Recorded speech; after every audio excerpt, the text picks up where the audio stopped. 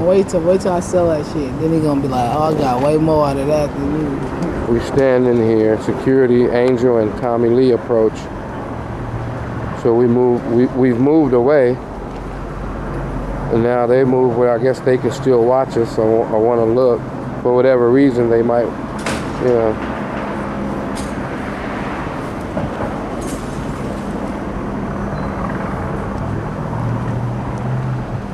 But they ain't got nothing better to do. It's 5:53, Monday, the 1st. Tommy Lee and Angel. Nothing to do. You like, yeah, and that's my stuff. See it, bench out there. Yeah, but you see what killed me with that though, Valley, is that I moved. Can't move. When you move, see, I took it to a picture. But when you move, yeah, that's a clear one right there.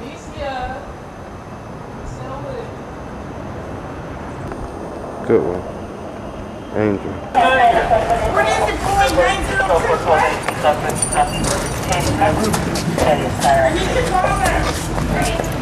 906? Damn, this must have been a...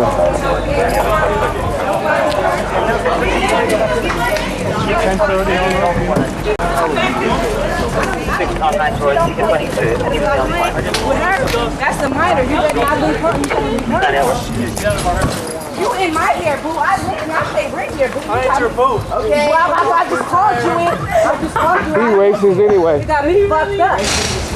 He racist. He's very racist. I don't give a fuck. I'm a resident. He can't make me go nowhere. All we gotta do, all of us walk over to the police station and do an OCC complaint on him. Nowhere. I'm a resident here. Ask his badge number. If he deny you, we put it on tape. No, I just heard it come out. And then we go to OCC, or to the police station, and file a complaint. Kaylani, boy, get your motherfucking hands off of her. You should file a complaint. Get your hands off of her, stupid ass. File a complaint. File a complaint. That's all you gotta do. File a complaint. Yes, what is his, where he go? He up here. He up here. His star number. And if you can't find him, find the officer that's in charge, and he should be able to help you. I want his star number. Right, get his badge number, and we go to OCC and make the complaint. He might be right here.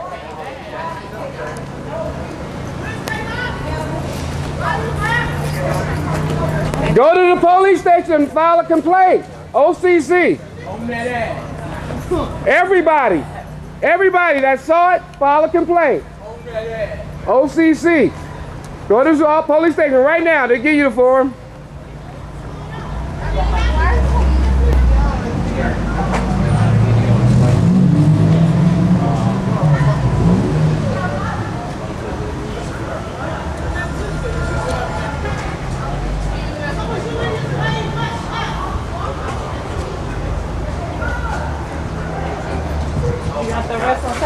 Yeah. Dante. You read that.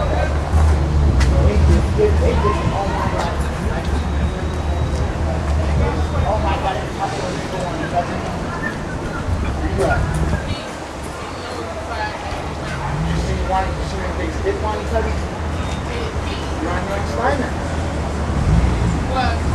What they do, Dave?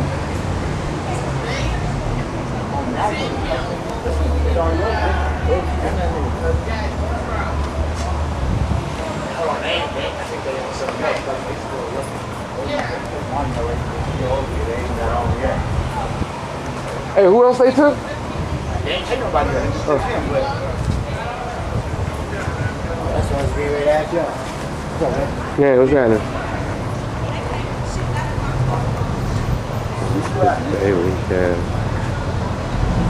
Security having to walk up after. They really don't know what's going on. Did they catch you? He's doing all that running. Okay.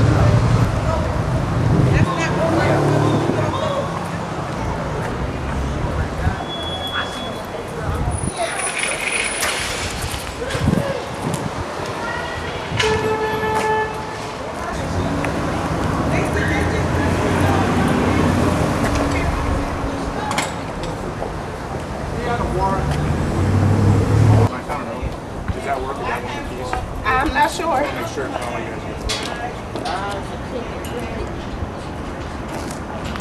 I just want someone to come up real quick and mom's house. All right?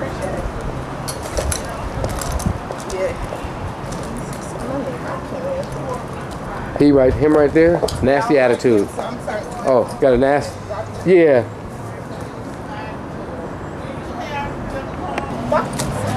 This officer's happy today. He got him one. Yeah. Hey, let's go get my haircut. Why? Yeah. Right, exactly. Don't let us in the gate. You still look unhappy. You need 2, 3 more? Oh, okay, Adrian. Bye.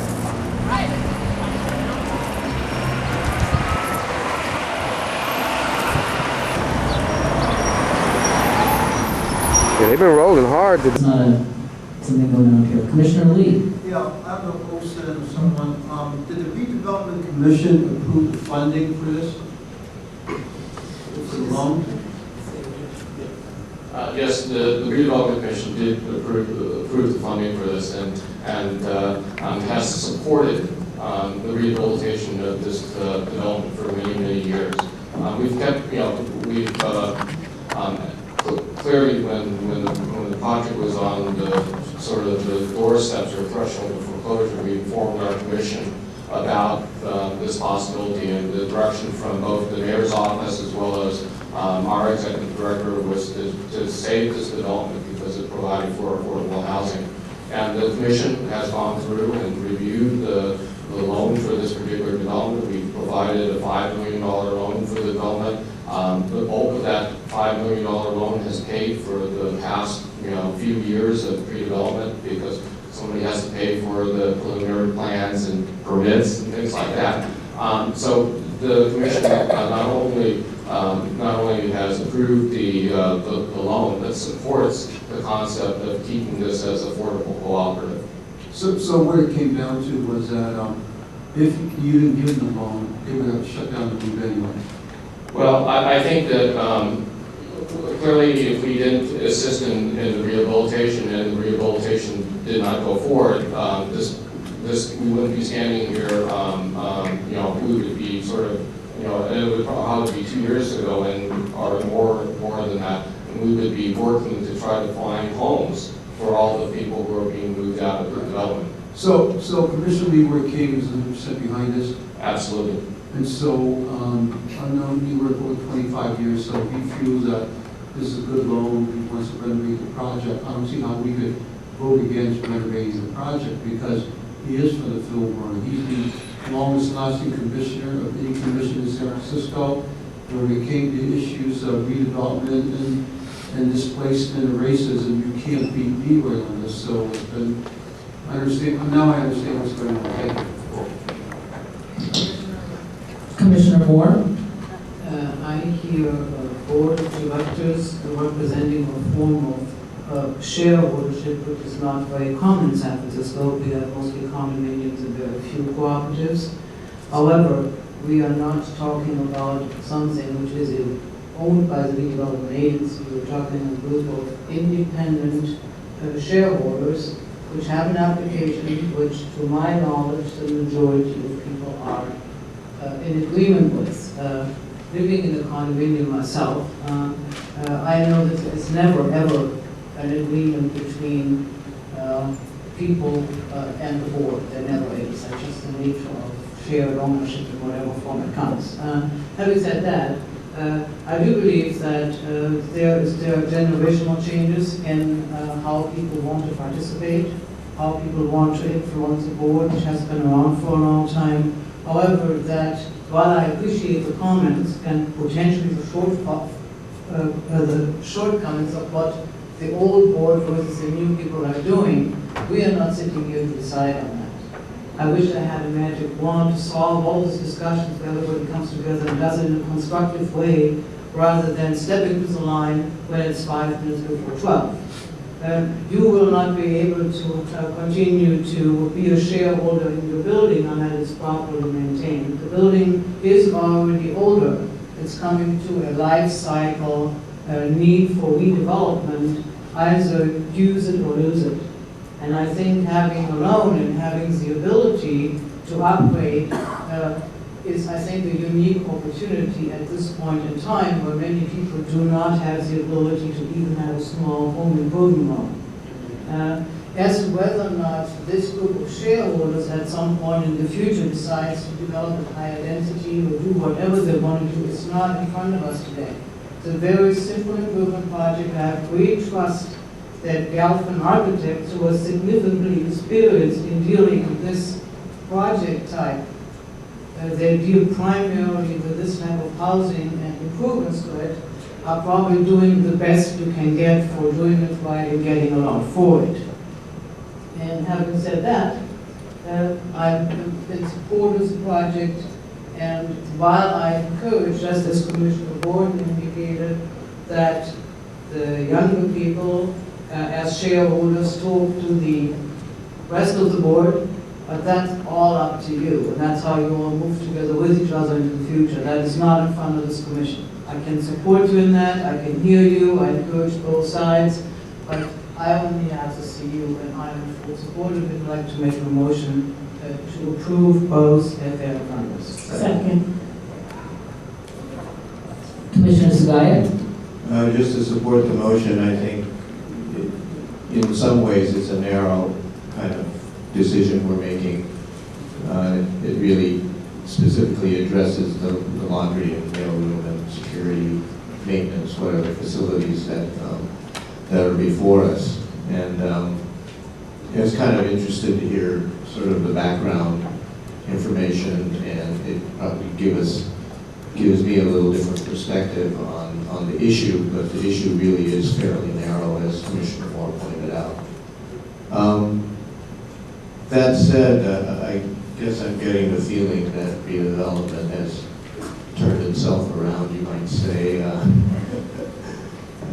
still harboring those animosities, having had parents that were kicked out of their home through a different redevelopment agency process in Japantown.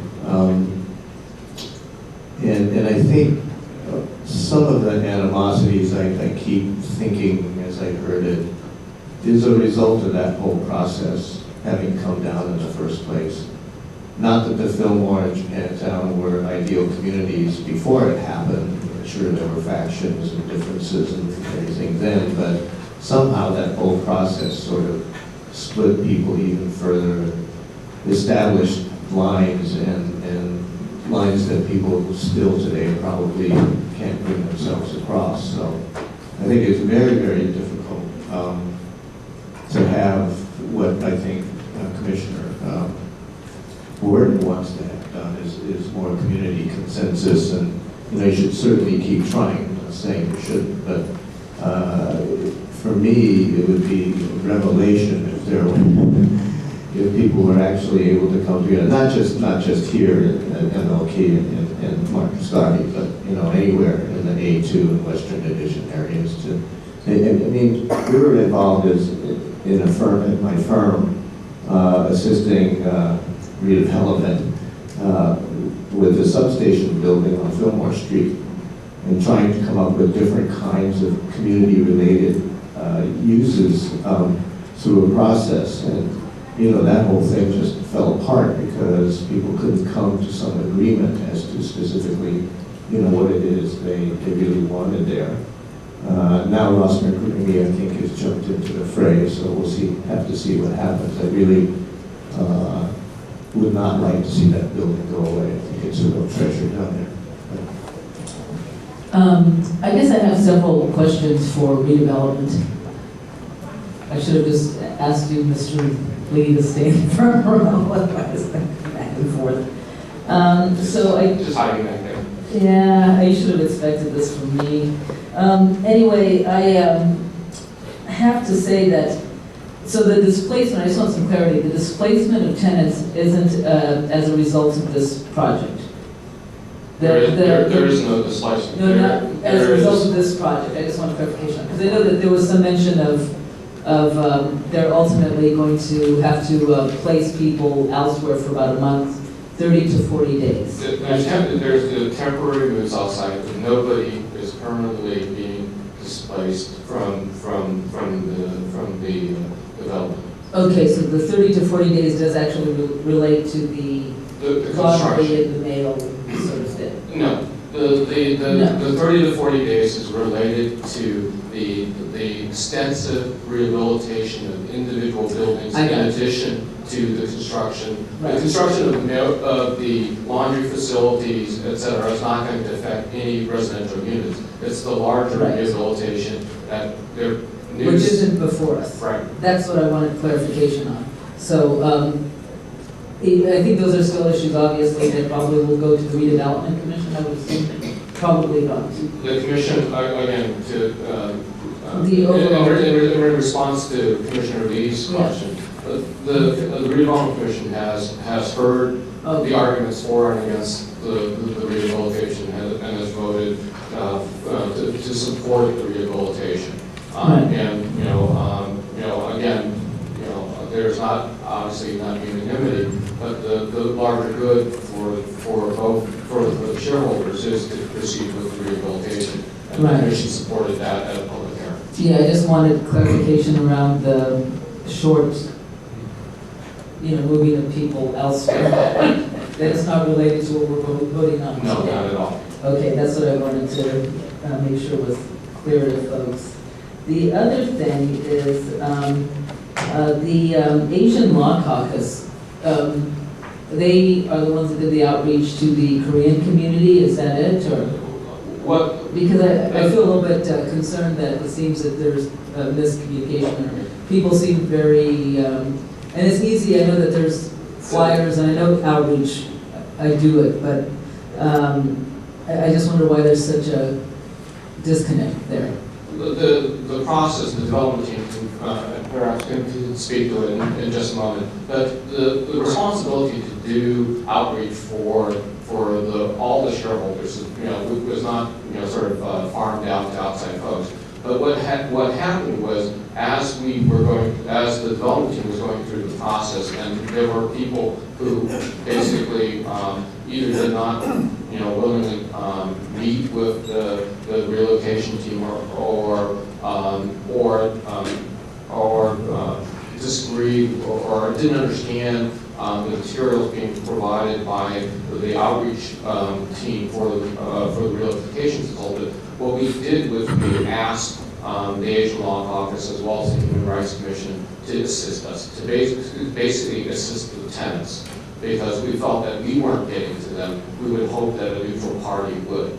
So they were invited in to basically provide a sort of neutral third party to help residents understand the materials that they previously received. So they weren't on the payroll as outreach workers. They were asked by the agency to come in to help. Okay, and they did, obviously. Yes, they have. Okay.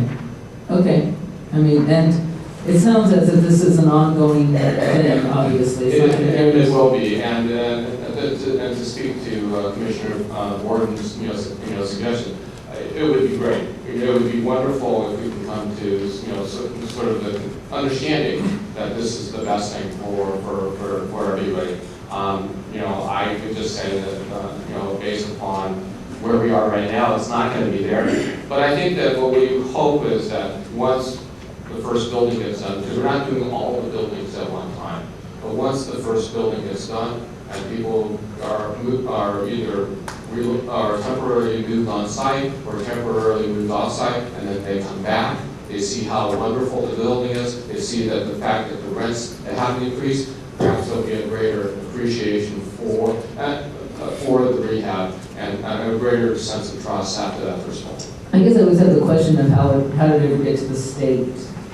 This is given that it was a government subsidized building, wasn't it, or not? Or was it? I mean, it's a government subsidized building, and the building it got to a place where people were on the verge of being losing their homes. I mean, I don't blame them for having some concerns, obviously. And the building had been under the the auspices of the Department of Housing and Urban Development, and they were on the list. They had inspected them, and their scores, kept falling. And that's how they got to this point, because they were exercising their responsibilities to subsidize standard safe and sanitary housing, and they fell below that safe and sanitary housing standard.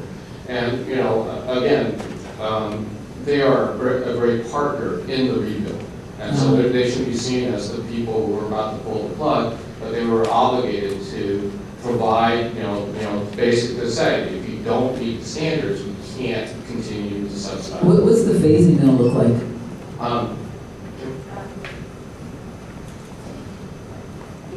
We're doing the rehab in 5 phases by buildings. We need everybody moved out for safety reasons, but also we have remediation of asbestos to take care of, and we need to encapsulate the buildings. We don't want people in them.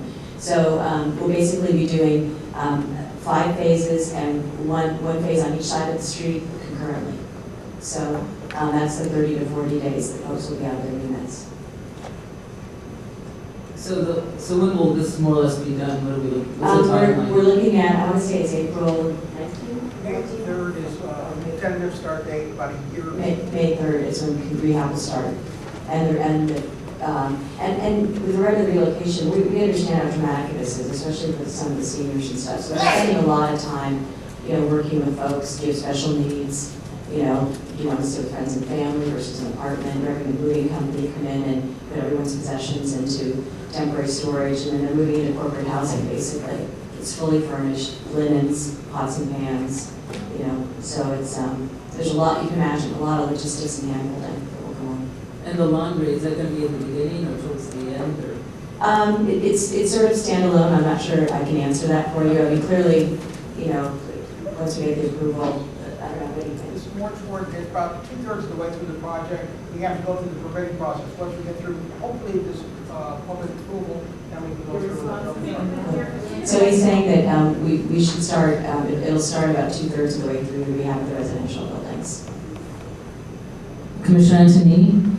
Yeah, I just had a question. I guess Mr. Lee made the statement that the rehab was considerably less expensive than new construction, which I find hard to believe. I'm not saying it isn't, but that period of time, there are often a lot of structural and problems with dry rot. And there's a library near my house that's undergoing almost stripped to the studs to try to restore it. So it seemed to me it's a more expensive, but I'm not arguing with the things you came up with. But generally, that's the case. Well, we do both new construction and rehab here in the Bay Area, and the rehab will be substantially less expensive than new construction would be. Okay, but that's assuming the same density and everything else. I mean, as I mentioned before, if you go to height and bulk, then of course you're going to end up with a lot You would, of but we're not product. the owner either. Yeah. The owner's wanting to. Okay, well, okay, thank you very much, and I really appreciate all the testimony from everyone. I particularly was impressed by the young man who spoke at the beginning, and I would encourage you to continue to look at this situation and see what the options are, and, both the board of directors and those who are not on the board here to see the situation, make sure it's the best land use for the people. Yes, sir. Did you come up to the microphone, please? I just wanted to speak. Well, just briefly in response. Very briefly about Mr. Leroy King as the commissioner. Now, mind you, Sir Francis Square have paid off their mortgage, and they had a similar mortgage agreement like us for 40 years. So quite frankly, we were shocked that Mr. King would not want to see King Garvey pay off and actually pay off ours, and since we're only 10 years away, I just wanted to note that. And number two. Okay. Well, let me just ask you that question, because in fairness to everybody, we can't allow you to say things, but I did have a question about paying it off. And you're saying that there was another development that's paid off their mortgage, but the only problem is things have to be done now. I mean, you don't have the luxury of 10 years in the present condition.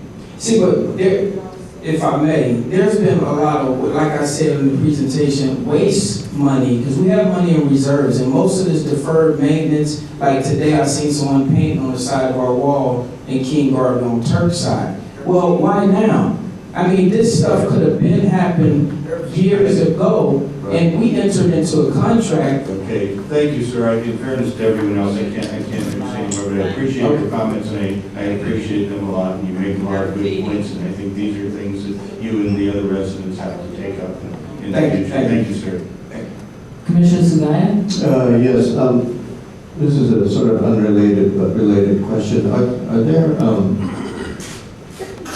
I love the idea of cooperatives, by the way.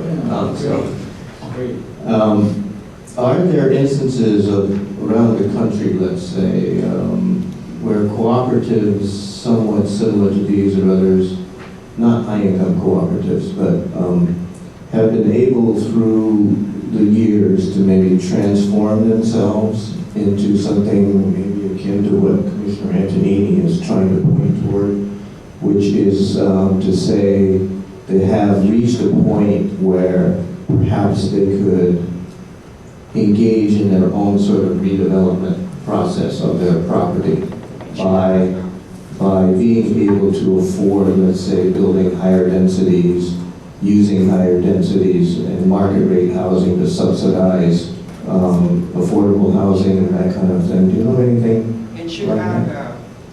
It was done in Chicago. So it's possible. I think that's what Mr. Antonini is kind of trying to head toward, maybe not right this second because we're engaged in trying to do some immediate rehabilitation work and to make everything livable at the moment. But in the long range, you know, there might be possibilities for the cooperative itself, not a developer, or maybe you want to joint venture with a co-op, with a developer or something, you know. I don't know what the model would be, but where the cooperative really can come together and then benefit from the years and years and years of equity and whatnot that you put into this. You know, I'd just like to encourage that kind of more out-of-the-box thinking among the cooperative board members. Yeah, and also, I guess if the staff could really relay some of this information to the supervisor of, I guess, is it a District 5?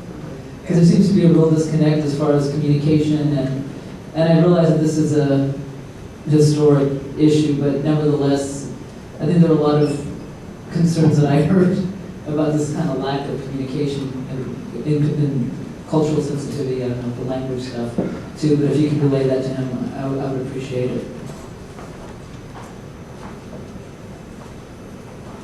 Commissioners, there's a motion on the floor for approval of this project as proposed. On that motion, Commissioner Antonini. Aye. Commissioner Gordon. Aye. Commissioner Lee. Aye. Commissioner Moore. Aye. Commissioner Sugaya. Aye. Commissioner Lyon.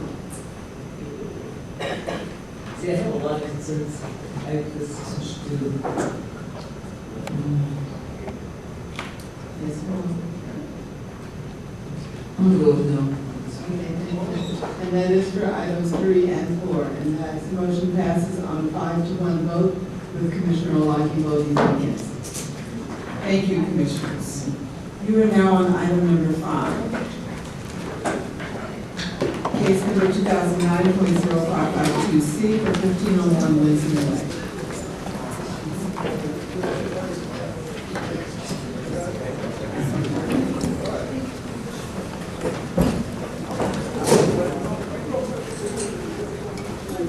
Good afternoon, Commissioners. Sharon Young, Planning Department staff. The item before you is a request for conditional use authorization under sections 209.6C and 303 of the Planning Code to install a wireless telecommunications facility consisting of 8 panel antennas on a rooftop elevator and equipment penthouses and related equipment as part of T-Mobile's wireless telecommunications network on an existing 7-story residential building at 15.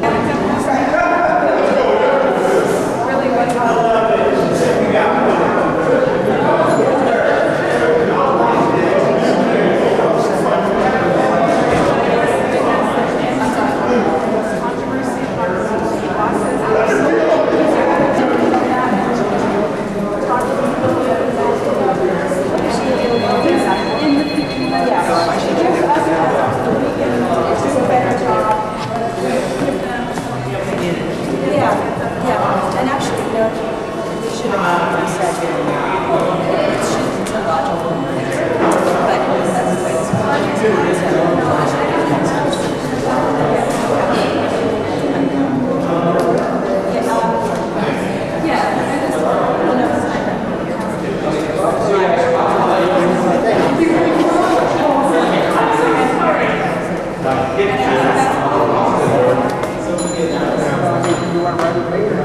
I've got my stuff, and I'm just gonna cap it. So, future, yeah. Heads up. Even if you have, but even so, like 24 hours. I know you get it. I know. I get it. No, maybe you do. Okay.